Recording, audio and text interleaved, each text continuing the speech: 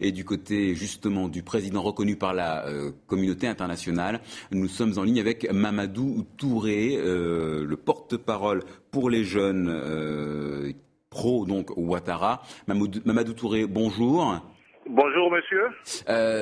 D'abord, pour mettre peut-être fin à la polémique, on dit que ce sont les forces pro-Ouattara qui ont arrêté Laurent Gbagbo. Est-ce que vous pouvez le confirmer ?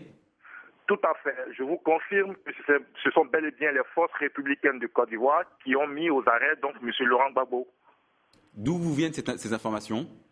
Écoutez, ce sont des informations très officielles que je vous donne, émanant donc d'Abidjan, émanant donc du Golf Hotel, émanant donc de Maintenant, ça signifie que Alassane Ouattara va pouvoir quitter l'hôtel du Golfe pour s'installer dans la présidence, dans la résidence de la présidence à Abidjan. Est-ce que c'est déjà prévu ? Est-ce que on sait déjà quel va être le prochain pas d'Alassane Ouattara ?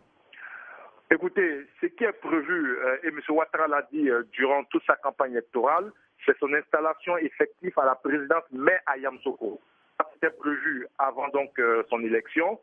M. Alassane Ouattara, dans le cas du transfert effectif de la capitale à Yamoussoukro, s'installera donc à Yamoussoukro. Dans l'urgence, ce qui importe donc au président Alassane Ouattara, c'est la sécurisation donc de la ville d'Abidjan, c'est de mettre fin rapidement à cette crise humanitaire qui a été créée de toutes pièces par Laurent Gbagbo, pour permettre donc aux populations d'Abidjan de réapprendre donc à vivre. L'ambassadeur ivoirien auprès de l'ONU affirme que Laurent Gbagbo est en bonne santé et qu'il sera jugé. Est-ce que vous savez quel sort va être réservé à Laurent Gbagbo ? Écoutez, ce que je vous dirai est conforme à ce que l'ambassadeur a dit. Déjà, tout à l'heure, M. Laurent Gbagbo a subi une visite médicale pour s'assurer que rien ne lui est arrivé. Il n'a pas été atteint physiquement. Ensuite, le sort de M. Laurent Gbagbo sera déterminé par le président de la République, M. Alassane Ouattara. Mais ceci dit, il est clair que ce monsieur a commis énormément de crimes. Ce monsieur a fait tuer énormément de personnes.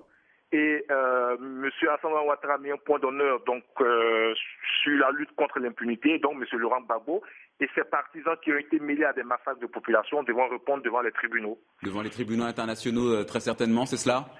Écoutez, au niveau d'Abidjan déjà, à la demande donc de M. Alassane Ouattara, une enquête interne donc a été initiée. Souvenez-vous qu'il y a un mois et demi, M. Alassane Ouattara a saisi la Cour pénale internationale afin d'enquêter. Nous verrons, il y aura une procédure interne et il y aura aussi une procédure internationale. Le plus important, c'est que l'Afrique doit comprendre que la page de l'impunité est terminée.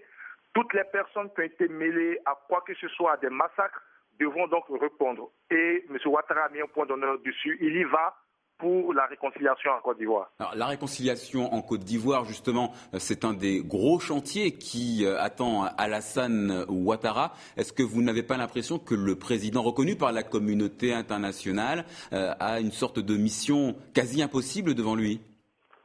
Non, la mission est certes difficile, mais elle n'est pas quasi impossible.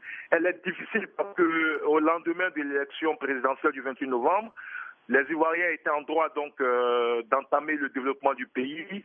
Malheureusement, M. Laurent Gbagbo a créé la situation que vous connaissez. Il y a eu beaucoup de morts, il y a eu beaucoup de destructions et c'est quasiment le pays qui a reconstruit. Le chantier est grand, mais lorsque vous connaissez le profil de M. Ouattara, son profil de carrière, sa dimension d'homme d'État, les valeurs qu'il incarne, il va sans dire que M. Ouattara sera à la hauteur de cette mission. C'est pour cela que dès demain, ce qui va lui importer, c'est la réconciliation effective des Ivoiriens. Il a pris un engagement, un gouvernement d'ouverture avec des ministres pro-Gbagbo. Cet engagement, je vous l'ai dit, monsieur, sera honoré. Toutes les sensibilités politiques importantes en Côte d'Ivoire seront associées à la gestion de l'État pour mettre fin donc aux divisions. Mamadou Touré, une dernière question. Alassane Ouattara aura reçu le soutien affiché de l'ONU et de Paris. Est-ce qu'il ne risque pas, en tant que président ivoirien désormais, d'être vu comme étant à la solde des forces occidentales ? Monsieur Alassane Ouattara n'est à la solde de personne. Vous devez voir dans l'intervention donc de l'ONU et de la France, la continuité du soutien de la communauté internationale au processus de sortie de crise engagé en Côte d'Ivoire depuis le 19 septembre 2002. La communauté internationale a suivi, a appuyé le processus de sortie de crise. La communauté internationale s'est impliquée dans l'organisation des élections.